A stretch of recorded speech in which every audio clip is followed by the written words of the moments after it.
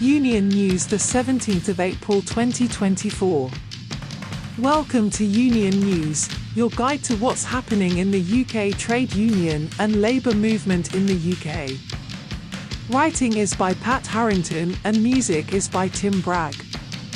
In this edition, reports from the Scottish TUC conference, Parcelforce drivers take Royal Mail to court, new campaign video says NHS staff are sicker than the patients, and finally, filthy rich, water privatisation has proved a disaster. Scottish trade unions oppose privatisations in the healthcare and social care sectors. During the initial session of the annual Scottish Trades Union Congress, STUC, held recently, delegates voiced strong support for defending Scotland's NHS and criticised the SNP Green Scottish Government's long-standing plans for a National Care Service, NCS. Audrey McCabe from Aberdeenshire Unison strongly criticised the NCS proposal, describing it as more of a public relations statement than a plan for improved care. Unison has consistently raised concerns about the NCS proposals, arguing that while they suggest a publicly owned and accountable organisation akin to the NHS, they would actually result in much of the care sector being controlled by the voluntary sector and private companies. Key points of contention include the lack of national sectoral bargaining, reduced local democratic oversight, and the potential sidelining of council social work departments as primary care providers. Despite assurances from the Scottish Government that the legislation would be amended, unions were dismayed to find unchanged wording in the bill after its first reading in Holyrood. Concerns about increasing privatisation extended beyond social care, with delegates supporting a motion by the North Lanarkshire TUC highlighting what they termed as backdoor privatisation of Scotland's NHS. The motion called for the STUC to build on previous successes in advocating for progressive tax measures to generate additional funds for public services. It also proposed conducting research to expose instances of backdoor privatisation within the NHS in Scotland. Drew Gilchrist of the North Lanarkshire TUC, himself an NHS worker, stressed the importance of such research in mobilising a campaign to stop and reverse privatisation while advocating for increased investment in services and the workforce. Gilchrist cautioned that Scotland should not rely on the notion that its healthcare system is superior to that of England, urging action to counter privatisation trends. Parcelforce drivers take Royal Mail to court. Parcelforce delivery drivers, who are members of the IWGB union, are taking legal action against Royal Mail, alleging that they have been unfairly denied fundamental rights. These drivers argue that they have been misclassified in their employment status and deprived of basic entitlements. The lawsuit, which could involve thousands of Parcelforce drivers across the UK, seeks to compel Royal Mail to compensate them for potential shortfalls in their pay, which could amount to millions. Previously categorised as self-employed owner drivers, many Parcelforce drivers were denied rights such as the national living wage and holiday pay. Lee Day, the legal firm representing the drivers, contends that they should be classified as workers, affording them greater rights and potential compensation for past discrepancies in pay. Concerns were initially raised by three drivers who sought assistance from their union, the Independent Workers of Great Britain, IWGB. With support from the IWGB and legal representation from Lee Day, these drivers brought claims to the Employment Tribunal. Recognising the broader implications of these issues, Lee Day expanded the case into a group claim. This legal challenge against Royal Mail follows a significant precedent set in a previous case involving Uber drivers, wherein the Supreme Court ruled in favour of classifying them as workers rather than self-employed contractors. This landmark decision laid the groundwork for similar disputes across the gig economy, offering hope to Parcelforce drivers seeking justice. Mark Francis, a former Parcelforce delivery driver, recounts his experience of working without rights or protections, emphasizing the need for justice for himself and his fellow drivers. The IWGB echoes these sentiments, condemning Royal Mail's alleged exploitation of its workers and urging affected drivers to join the claim for rightful compensation. Liana Wood, a solicitor at Lee Day, emphasizes the importance of recognizing Parcelforce drivers as entitled to workers' rights, including holiday pay and the national minimum wage. With deteriorating working conditions and decreasing take-home pay, thousands of owner-drivers are believed to be eligible to participate in the claim for fair treatment. STUC Congress grapples with cuts, calls for no-cuts budgets. At the STUC Congress in Dundee this month, discussions were dominated by the impact of cuts across Scottish councils, leading to significant job losses over the past 15 years. While calls to support no-cuts budgets were made, they did not gain widespread backing.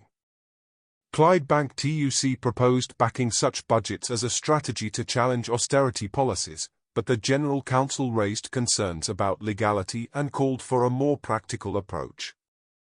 Despite this, trades union councils from North Lanarkshire, Fife, and Dundee supported Clydebank's motion with fervent speeches defending council workers and services. Fife's Tam Kirby criticised the General Council's cautious approach, arguing for a more aggressive stance against cuts, even if it meant challenging the law. Referring to STUC President Mike Arnott's earlier address, Dundee's Stuart Fairweather emphasised the need for councillors to champion their areas and oppose cuts rather than passively implementing them. Closing the debate, Clydebank's Janet Cassidy acknowledged the likely defeat of the motion but stressed the ongoing demand for political challenge against cuts. Despite support from most trades councils, the motion was ultimately defeated in a card vote. Reflecting on the outcome, Delegate Tam Morrison highlighted the urgent need to end cuts, emphasizing that past approaches have failed to prevent significant job losses. While the vote didn't go their way, the case against cuts remains compelling, signaling a call to grassroots action to bring about change. Support for key postal service at STUC conference. The Scottish Trade Union Congress has unanimously supported efforts to safeguard essential postal services and protect postal workers. There are growing concerns among both workers and customers about the potential threat to the Universal Service Obligation, USO, provided by Royal Mail. This obligation ensures a consistent, one-price delivery service across the UK 6 days a week. Despite earlier assurances from former Business Secretary, Vince Cable, regarding the preservation of the USO following Royal Mail's privatisation, there are now indications that the company may seek to abandon this guarantee. Craig Anderson, Regional Secretary of the Communication Workers Union, expressed appreciation for the Congress's endorsement of the union's campaign to not only defend the USO but also to enhance the role of postal workers within communities. Anderson emphasized the broader significance of Royal Mail's services beyond delivering letters and parcels, emphasizing their role in connecting and supporting communities. He stressed the importance of prioritizing communities and preserving the USO as a crucial element in maintaining social cohesion. Anderson called for Royal Mail and regulators to support the service, support the workers, and invest in the future of public postal services rather than succumbing to cost-cutting measures. New campaign video says NHS staff are sicker than the patients. Over half of NHS workers suffer from poor mental health, and 1 in 4 has even considered suicide due to the challenges they face. NHS charities together say that 52% of staff suffer anxiety and 51% suffer from low mood. Frontline 19 has a campaign highlighting that, in many cases, NHS staff are sicker than the patients they are treating. Group founder Claire Goodwin-Fee said, the most common reason for sickness absence was poor mental health, responsible for over 500,000 days lost in 1 month. You can watch the campaign video titled, Sicker Than the Patient, on their website. Frontline 19 is a free and confidential service specifically designed for frontline workers, including those in the National Health Service and other frontline services in the UK. And finally, filthy rich. Water privatisation has proved a disaster. Water companies have handed nearly $80 billion to investors since the industry was privatised more than 30 years ago. Since the privatisation of England's water companies in 1989, they have consistently paid out substantial dividends to shareholders. English water companies are estimated to pay around £14.7 billion in dividends by the end of this decade. These dividends benefit shareholders but come at a cost to customers, who are also footing the bill for sewage cleanup and other investments. When water companies were privatised, they were debt-free. Thatcher wrote off the industry's £5 billion debt at public expense. However, over the years, they have accumulated significant debt again. As of now, the big 9 water companies in England have a combined debt of £54 billion.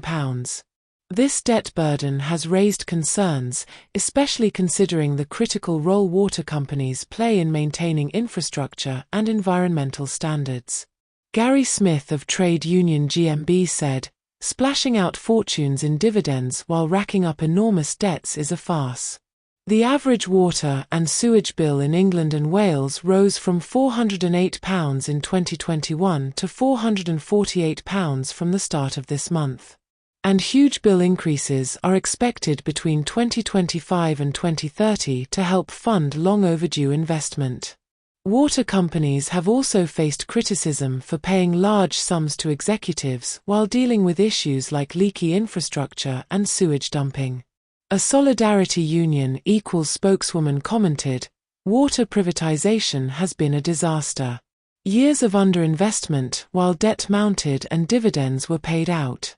Now customers will be asked to make that money up through higher prices." The obvious answer to this mismanagement is nationalisation, but the level of debt built up is one it would be challenging for the state to take on. £54 billion, a far cry from the £5 billion debt written off in 1979 to pave the way for privatisation. Many still believe nationalisation is the way forward, but it will be a difficult path now.